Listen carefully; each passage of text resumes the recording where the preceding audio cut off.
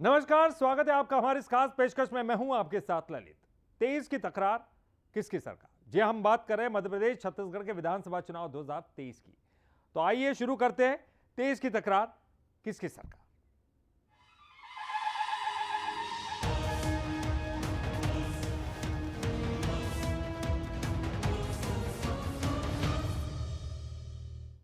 दूसरी लिस्ट में दिग्गजों पर दाव लगाकर चौंका चुकी बीजेपी एक और धमाका करने की तैयारी कर रही है। अगर सूत्रों की माने तो पार्टी ज्योतिरादित्य सिंधिया को विधानसभा चुनाव में उतार सकती है।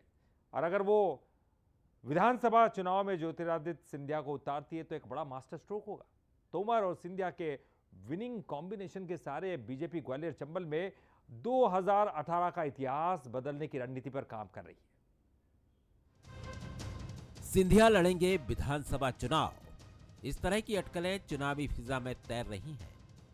दूसरी लिस्ट में जब 3 केंद्रीय मंत्रियों सहित बीजेपी ने 7 सांसदों के साथ कैलाश विजयवर्गीय को टिकट दिया, तभी से सवाल उठ रहे थे कि अब महाराज भी चुनावी महाभारत में ताल ठोकने उतर सकते हैं। ज्योतिरादित्य सिंधिया जब से बीजेपी में आए हैं, तभी से वो ग्वालियर चंबल में बीजेपी की उम्मीदों का केंद्र रहे हैं। अब जबकि उनकी बुआ और मध्य प्रदेश की खेल और युवा मामलों की मंत्री यशोधरा राजे ने चुनाव लड़ने में असमर्थता जाहिर कर दी है, तो इन अटकलों ने और जोर पकड़ा है। सूत्र बताते हैं कि चुनावी मैदान में महाराज शिवपुरी सीट से किस्मत आजमाते नजर आ सकते हैं। महाराज के मैदान में उतरने के सियासी मायने राजनीतिक दल अपने हिसाब से निकाल रहे हैं। देखिए, मुझे लगता है कि निश्चित रूप से ज्योतिरादित्य सिंधिया जो है वो तीसरी सूची में आएंगे, क्योंकि जब नरेंद्र सिंह तोमर अन्य केंद्रीय मंत्रियों को लगा रहे हैं और भारतीय जनता पार्टी जो अभी मौजूदा यहाँ की जो पार्टी के जो लोग हैं मध्य प्रदेश के, उन पर विश्वास नहीं कर रहे केंद्र के जो लोग हैं, और विशेषकर मोदी जी अमित शाह का पूरा विश्वास जो है वो शिवराज सरकार और शिवराज सरकार की पूरी जो टीम है वो खो चुकी है। कांग्रेस मुद्दा विहीन है, इसलिए इधर उधर की बातें करती है। कांग्रेस ये बताए कि 10 साल वो केंद्र की सरकार में रहे तो उन्होंने क्या किया। 2003 से पहले मध्य प्रदेश की सरकार में रहे तो उन्होंने क्या किया। बताने को कुछ है नहीं कि इस पे युवा खत्म हो गए, इस पे फलाना खत्म हो गए। भारतीय जनता पार्टी दुनिया की सबसे बड़ी पार्टी है, हम लड़ेंगे भी और जीतेंगे। सिंधिया का विधानसभा के सियासी दरिया में उतरना बेहद खास होगा, क्योंकि केंद्रीय नागरिक उड्डयन मंत्री ने इससे पहले कभी विधानसभा चुनाव नहीं लड़ा है। एक और खास बात, बीजेपी लगातार डबल इंजन सरकार से जोड़कर विकास की बात करती रही है। सिंधिया के रण में उतरने से बीजेपी का मिशन ग्वालियर चंबल भी डबल इंजन से लैस हो जाएगा। नरेंद्र सिंह तोमर को पहले ही पार्टी ने दिमनी से विधानसभा की बेतरनी में उतार दिया है। बीजेपी अपने इस दांव से 2018 के नतीजों को पूरी तरह से पलटने की रणनीति पर आगे बढ़ेगी। 2018 में ग्वालियर चंबल में बीजेपी को महज 7 सीटों से संतोष करना पड़ा था। तब कांग्रेस ने 26 सीटों पर फतह हासिल की थी, लेकिन तब सिंधिया कांग्रेस के साथ थे।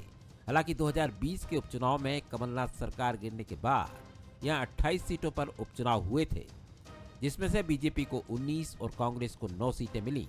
अब जबकि बीजेपी सिंधिया को संग्राम में उतारने का मन बना रही है, तो साफ है कि बीजेपी सिंधिया के सहारे बड़े लक्ष्य पर निशाना साध रही है। Bureau report, Bansal news. Yashodhara Raje Scindia के चुनाव लड़ने से इनकार करते ही एमपी में गुजरात फॉर्मूले की दस्तक सुनाई देने लगी है। मतलब साफ है कि दूसरी लिस्ट में प्रयोग करके चौंका चुकी बीजेपी अगली लिस्ट में और भी बड़े धमाके कर सकती है। क्या बीजेपी का ये एक्सपेरिमेंट 2 उसके लिए सत्ता का द्वार खोलने वाली चाबी साबित हो सकता है? यशोधरा राजे का चुनाव लड़ने से इनकार क्या बनेगा प्रदेश में गुजरात मॉडल की एंट्री का आधार? जब से खेल मंत्री यशोधरा राजे के चुनाव न लड़ने की बात सामने आई है, राजनीति के पंडित इस बात के कयास लगा रहे हैं कि बीजेपी का गुजरात फार्मूला क्या मध्य प्रदेश में भी आंशिक रूप से लागू हो सकता है। अगर ऐसा हुआ तो कई मंत्रियों और विधायकों के टिकट पार्टी काट सकती है। गुजरात में बीजेपी ने अधिकांश मंत्रियों के टिकट काटकर एंटी इनकम्बेंसी के खतरे को खत्म कर दिया था। वहां पिछले चुनाव में 40% विधायकों के टिकट कटे थे। गुजरात में उम्रदराज नेताओं को भी टिकट नहीं दिया गया था, लेकिन इसका हल पार्टी ने उनके परिवार और करीबियों को टिकट देकर निकाला था। ऐसा ही कुछ मध्य प्रदेश में भी देखने को मिल सकता है। गुजरात की तरह मध्य प्रदेश में बीजेपी जातिगत समीकरण फिट करने के लिए ओबीसी आदिवासी समीकरण पर फोकस कर सकती है। प्रदेश में मंत्रियों और विधायकों को टिकट कटने को लेकर बीजेपी साफ साफ कुछ भी कहने से बच रही है तो कांग्रेस हमलावर है। अभी इसी सितंबर माह में करीब 1 दर्जन कार्यक्रमों का यशोधरा जी ने भूमि पूजन शिलान्यास किया है। तब तो उनकी तबीयत खराब नहीं थी। ये 3 दिनों में ही सबकी तबीयत खराब क्यों हो रही है? खैर वो स्वस्थ हों, हमारी उनके प्रति शुभकामना है। मगर कई लोग हार के डर से भी बहाने करेंगे। अभी तो एक नाम सामने आया है, आगे आगे देखिए होता है क्या। यशोदा जी ने मेडिकल रिपोर्ट के आधार पर 4 बार कोरोना पीड़ित होने के आधार पर संगठन से बात करी और वरिष्ठ नेतृत्व से बात करके आग्रह किया। देखिए कांग्रेस तो मानवीयता समाप्त कर चुकी है। कांग्रेस में मानवीयता नहीं, महिलाओं के प्रति सम्मान नहीं है। मंत्री के रूप में सामान्य कार्यक्रम में सम्मिलित होना, जाकर खड़े होना और चुनाव प्रचार का गहन और गंभीर कार्य करना, दोनों में अंतर है। ये शायद कांग्रेस को समझ नहीं आएगा। मध्य प्रदेश में बीजेपी अगर गुजरात की राह पर आगे बढ़ी तो कुछ नाराजगी भी सामने आ सकती है, लेकिन इस ब्रह्मास्त्र से बीजेपी एंटी इनकम्बेंसी से पार पाकर सत्ता हासिल करने में कामयाब हो सकती है। अगर सत्ता का शिखर हासिल करना है तो कुछ कुर्बानियां तो देनी ही होगी, क्योंकि कुछ पाने के लिए कुछ खोना पड़ता है। Bureau report, Bansal news. प्रधानमंत्री नरेंद्र मोदी 2 अक्टूबर को ग्वालियर के दौरे पर रहेंगे। मोदी मेला ग्राउंड में आम सभा को संबोधित करने के साथ ही करोड़ों रुपए के विकास कार्यों का भूमि पूजन और लोकार्पण भी करेंगे। चुनाव से पहले पीएम मोदी का ग्वालियर दौरा कई मायनों में महत्वपूर्ण है। मोदी के सहारे बीजेपी सत्ता की चाबी कहे जाने वाले ग्वालियर चंबल में जीत को सुनिश्चित करना चाहती है। प्रधानमंत्री नरेंद्र मोदी 2 अक्टूबर को ग्वालियर चंबल संभाग की 34 सीटों को जीतने के लिए कार्यकर्ताओं को मंत्र देंगे। ग्वालियर चंबल की 34 सीटों को प्रदेश की सत्ता की चाबी कहा जाता है। 2018 के चुनाव में ग्वालियर चंबल संभाग में बीजेपी को मिली हार के चलते पार्टी को सत्ता से बाहर होना पड़ा था। यही वजह है कि 2023 के चुनाव में बीजेपी यहां कोई कसर नहीं छोड़ना चाहती। पीएम के दौरे से पहले आरोप प्रत्यारोप का दौर भी शुरू हो चुका है। तंज कसते हुए कांग्रेस का कहना है कि मोदी के ग्वालियर आने से कोई फर्क नहीं पड़ेगा। देखिए, मोदी जी एक नेशनल लीडर हैं। उनका स्टेट के इलेक्शंस में फर्क नहीं पड़ता ज्यादा। ये कर्नाटका में भी हमको समझ आ गया, हिमाचल में भी समझ आ गया, बारी गुजरात जो उनका होम स्टेट है। तो हमको नहीं लगता कि मोदी जी के प्रयास कर रहे हैं, क्योंकि वो प्रधानमंत्री हैं, लीडर हैं इस पार्टी के। मगर उनके कितना भी प्रयास कर लें, ये लोकल जो इश्यूज है, जो 20 साल की एंटी इनकम्बेंसी है, वो उनको पीछा नहीं छोड़ेगी। वहीं बीजेपी का कहना है कि प्रधानमंत्री के आने से मध्य प्रदेश और तेज गति से आगे बढ़ेगा। मध्य प्रदेश में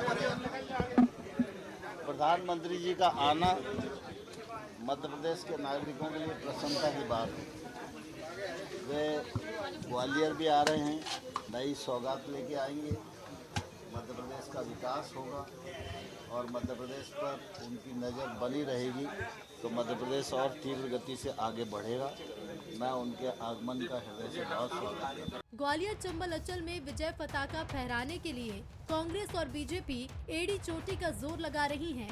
इसी कड़ी में मोदी ग्वालियर आ रहे हैं और उनके दौरे से चंबल की सीटों पर कितना प्रभाव पड़ेगा, ये देखना दिलचस्प होगा।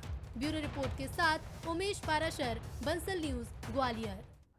छत्तीसगढ़ में हो रहे सियासी गदर के बीच अब फिल्म गदर की भी एंट्री चुनावी महाभारत में हो गई है। इस महाभारत में जुबानी जंग में नेता पाकिस्तान का हवाला देने से भी नहीं पीछे हट रहे। बीजेपी ने लिस्ट आते ही कांग्रेस में गदर मचने की बात कहकर एक नए तरह की सियासी बयानबाजी को हवा दे दी। देखिए हमारी खास रिपोर्ट। चुनावी मौसम, टिकट को लेकर माथापच्ची, मैराथन बैठकें, इन दिनों कुछ ऐसी ही सियासी फिजा है छत्तीसगढ़ की। 2023 की महाभारत से पहले प्रदेश की राजनीति में फिल्म गदर की एंट्री हुई है। गदर की बात होगी तो दूर तलक यानी पाकिस्तान तक जाएगी ही। नेता प्रतिपक्ष नारायण चंदेल ने कांग्रेस के टिकट वितरण में हो रही देरी पर तंज कसा। उन्होंने कहा कि कांग्रेस की लिस्ट आते ही गदर मचेगी। पहली सूची तो घोषित करे। अभी जो गदर फिल्म चल रहा है ना, वही चलेगा उनके यहाँ, जैसे सूची आएगी। संभलेगा नहीं। नेता प्रतिपक्ष के निशाने पर डिप्टी सीएम टीएस सिंहदेव ने जहां गदर का मजा लेने की बात कही, तो वहीं कांग्रेस के संचार प्रमुख सुशील आनंद शुक्ला ने पलटवार करते हुए कहा कि ये छत्तीसगढ़ है, पाकिस्तान नहीं। आनंद लेंगे, गदर का भी आनंद लेंगे, पिक्चर का भी तो मजा लिया लोगों ने। गदर कहाँ होगी, क्या होगा, वो देखेंगे तो मैदान में गदर होगी, उसका इंतजार। भारतीय जनता पार्टी के अंदर में 23-21 टिकट घोषित होने के बाद में जिस प्रकार से जूतम पैजाद मचा हुआ है, उसके बाद ये क्या बोल रहे हैं, क्यों बोल रहे हैं, इनके सोचने समझने की शक्ति खत्म हो चुकी है। ये छत्तीसगढ़ है, कोई पाकिस्तान नहीं है यहाँ पे जो गदर मचा देंगे। गदर फिल्म में सियासत की एंट्री के बाद अब छत्तीसगढ़ की सियासत में गदर फिल्म का तड़का लगा है। बीजेपी कांग्रेस को गदर के नाम पर डरा तो रही है, लेकिन सबसे बड़ा सवाल ये है कि अगर गदर मचा तो क्या कांग्रेस डैमेज कंट्रोल कर पाएगी। कुलेश्वर पांडे, बंसल न्यूज, रायपुर। चलिए अब बात कर लेते हैं सरगुजा की उस सीट की जहां से प्रदेश के खाद्य मंत्री अमरजीत भगत आते हैं। अमरजीत भगत लगातार 4 बार से चुनाव जीत रहे हैं। ये वो सीट है जिसे कभी बीजेपी जीत नहीं पाई, लेकिन अब बीजेपी की तैयारी इस गढ़ में सेंध लगाने की है। तो क्या है यहाँ के सियासी समीकरण, आइए जानते हैं। सरगुजा की सीतापुर विधानसभा सीट वो अखाड़ा है जहां कभी बीजेपी अपना दमखम नहीं दिखा पाई। जनजातीय बाहुल्य सरगुजा की ये सीट बीजेपी के लिए वो सपना है जो आजादी के बाद से अब तक साकार नहीं हुआ। अब तक हुए कुल 15 चुनाव में 12 बार कांग्रेस ने परचम लहराया तो निर्दलीय ने 3 बार जीत हासिल की, लेकिन बीजेपी को मौका नहीं मिला। फिलहाल यहां से कांग्रेस के अमरजीत भगत 4 बार से जीत रहे हैं। यहाँ के सियासी समीकरण को समझने से पहले जनता से यहाँ के विकास के हाल जान देते हैं। वो नहीं बनवा पा रहा है और बनाना चाहिए। हमारे क्षेत्र में ऐसे मंत्री चाहिए और विधायक चाहिए कि हमारा क्षेत्र में विकास होना चाहिए। विकास एक्चुअली हमारा रोड का विकास नहीं हुआ है, तो हमारे आने जाने में बहुत दिक्कत हो रहा है जी। सीतापुर और चैनपुर विकास तो बहुत हुआ है, और जो हमारे विधायक हैं माननीय श्री अमरजीत भगत, वो हमेशा लोगों के सुख दुख बुनियादी सुविधाओं के लिए संघर्षरत रहते हैं। जो विकास थोड़ा मोड़ा बचा भी है तो उनको भी पूरा करने के लिए सतत प्रयास में हमारे विधायक जी रहते हैं। कुछ लोग कांग्रेस सरकार के कामों से खुश हैं, तो कुछ लोगों को विकास की रफ्तार से नाखुशी है। वहीं बीजेपी भी कांग्रेस के इस अभेद किले को घेरने की रणनीति बना रही है। सेना की नौकरी छोड़कर बीजेपी ज्वाइन करने वाले राजकुमार टोप्पो इस बार तैयारी कर रहे हैं। राजकुमार टोप्पो बाहरी प्रत्याशी का मुद्दा उठाकर जीत का दावा कर रहे हैं और कह रहे हैं कि विकास के लिए जनता ने बीजेपी को जिताने का मूड बना लिया है। सीतापुर के लोगों ने मुझे पत्र लिखकर यहाँ चुनाव लड़ने के लिए बुलाया है और मैंने भारतीय जनता पार्टी ज्वाइन की। मुझे पूरा विश्वास है कि भारतीय जनता पार्टी मुझे मौका देगी। जनता स्वयं तय करेगी, क्योंकि इस बार का चुनाव जनता लड़ रही है। मात्र एक जरिया मात्र हम होंगे। भाजपा का सर्वप्रथम देश आज़ादी के बाद पहली बार यहाँ कमल खिलने वाला है। वहीं भूपेश सरकार में खाद्य मंत्री अमरजीत भगत सरकार के कामों के दम पर जीत का पंच लगाने का दावा कर रहे हैं। अमरजीत भगत का कहना है कि सरकार ने विकास के कई काम किए हैं और जनता विकास पर ही मुहर लगाने वाली है। प्रजातंत्र है, अपनी अपनी बात को लेकर के सब लोग अपना जोर आजमाइश करते हैं, तो बाद में जब परिणाम निकलता है तब ना पता चलता कौन कितना पानी में है। ये सब सारी बातें हैं जो इनकी समीकरण बिगड़ी हुई है। सीतापुर विधानसभा छत्तीसगढ़ की खूबसूरत विधानसभा सीट है। जंगल झरनों के साथ तिब्बतियों के लिए मशहूर मैन पार्क भी इसी सीट का हिस्सा है। ये जशपुर और रायगढ़ की सीमा से लगी है। यहाँ के अपने समीकरण हैं तो अपना सियासी मिजाज है। कांग्रेस जहाँ जीत के लिए आश्वस्त नजर आ रही है, तो बीजेपी की तैयारी कांग्रेस के अभेद किले में सेंध लगाने की नजर आ रही है। रोशन सोनी, बंसल न्यूज, सरगुजा। छत्तीसगढ़ में एक बार फिर से सीएम और पूर्व सीएम आमने सामने, और इस बार मामला है बीजेपी के देश भर से आए 220 नेताओं को छत्तीसगढ़ की चुनावी कमान का।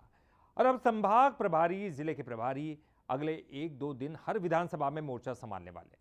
तो क्या है ये पूरी कहानी, चलिए इस रिपोर्ट के द्वारा समझते हैं। छत्तीसगढ़ में चुनावी सरगर्मी के बीच बीजेपी हाईकमान ने सभी जिलों के लिए प्रभारी और संभाग प्रभारियों की नियुक्ति कर दी है। बिहार, झारखंड, ओडिशा और पश्चिम बंगाल से आए वरिष्ठ नेताओं की रिपोर्टिंग सीधे दिल्ली होगी। दूसरे राज्यों से आए वरिष्ठ नेताओं को शुक्रवार को प्रदेश कार्यालय में प्रदेश प्रभारी ओम माथुर, सह प्रभारी नितिन नबीन, चुनाव सह प्रभारी मनसुख मांडविया ने ट्रेनिंग दी। अगले 2 महीने तक प्रवासी नेताओं की भूमिका खास रहेगी। सब राष्ट्रीय स्तर के नेता हैं, कोई केंद्रीय मंत्री हैं, कोई राष्ट्रीय उपाध्यक्ष हैं, उनको यहाँ की परिस्थितियों से अवगत कराया गया और साथ ही साथ यहाँ की परिस्थिति को किस प्रकार से हम चुनाव में क्या हमारी रणनीति है उसकी जानकारी उनको दी गई। मुख्यमंत्री भूपेश बघेल ने बीजेपी के इस प्रयोग पर ट्वीट कर निशाना साधा। 220 नेताओं को छत्तीसगढ़ की कमान देना मतलब 3 बड़े वालों से नहीं हो पाया। सभी का स्वागत है। 220 क्या 440 आए। छत्तीसगढ़ के सांस्कृतिक उत्थान को देखें तो यहाँ की संस्कृति, सभ्यता उन्हें बहुत प्रभावित करेगी। पता भी चलेगा कि 15 साल की गलतियां इतनी बड़ी थीं कि प्रदेश में चुनाव लड़वाने वाले नेता भी नहीं बचे। तो वहीं सीएम के ट्वीट पर पूर्व सीएम डॉक्टर रमन सिंह ने रीट्वीट करते हुए कहा कि जब छत्तीसगढ़ में 420 का राज चल रहा हो और एक जमानती के हाथ में सत्ता लग जाए, तब भाजपा का एक एक कार्यकर्ता इस माटी की सेवा के लिए जमीन पर उतरेगा। इस पर इतनी बेचैनी और बौखलाहट क्यों है? छत्तीसगढ़ में बदलता मौसम आपकी सेहत के लिए अच्छा नहीं है। बाकी भ्रष्टाचार वाली कांग्रेसी संस्कृति पूरे प्रदेश ने देखी है और हिसाब भी कर लिया है। जल्दी ही पूरा हिसाब चुका दिया जाएगा। अभी भूपेश बघेल जी को बहुत चीजें नहीं बचेगी, यानी उनको खुद के बोलने के लिए कोई सामान बचा नहीं है। इसलिए अगर हम कमरे में बैठक करेंगे तो भी कहते हैं जनता नहीं आ रही इसलिए कर रहे। अब पता नहीं कि हर काम अलग, ये कांग्रेस नहीं है जो कोई बाबा या कोई बहन या कोई प्रियंका या सोनिया आदेश करी। यहाँ पार्टी पूरी रणनीति से सिस्टम से चुनाव लड़ती है और इसलिए बहुत सी बातें होती है जो बैठ के छोटे ग्रुप में होती है। मैं खुद कोर कमेटी की बैठक लेने जाता हूँ। कल रैली भी होगी प्रधानमंत्री 3 तारीख को जगदलपुर में आने वाले। तो ये लगातार अलग भूपेश जी के पास अपनी पार्टी की चिंता करें। जिम्मेदारी को लेकर कांग्रेस ने बीजेपी के ऊपर सवाल खड़े करते हुए कहा कि बीजेपी के छत्तीसगढ़िया कार्यकर्ता काम करने से मना कर रहे हैं। छत्तीसगढ़ में जो भारतीय जनता पार्टी के छत्तीसगढ़िया कार्यकर्ता हैं वो भारतीय जनता पार्टी के चुनाव में काम करने से मना कर दिए। जो यहाँ के नेता हैं उनके ऊपर तो उनका केंद्रीय नेतृत्व तो भरोसा नहीं कर रहा है। कल भी अमित शाह जी आए थे, नड्डा जी आए थे, बीएल संतोष जी आए थे, लेकिन छत्तीसगढ़ के जो प्रभावशाली नेता हैं उन सबको बैठक से दूर रखा गया। चुनावी मौसम में हर मुद्दे पर ट्विटर वार जारी है। कांग्रेस और बीजेपी एक दूसरे के हर अपडेट पर पैनी नजर रखे हुए हैं। फिलहाल प्रवासी नेताओं के प्रवास पर सियासत पूरे शबाब पर है। गौरव शुक्ला, बंसल न्यूज, रायपुर। और तेज की तकरार किसकी सरकार में फिलहाल इतना ही। बंसल न्यूज पर खबरों का सिलसिला लगातार जारी है।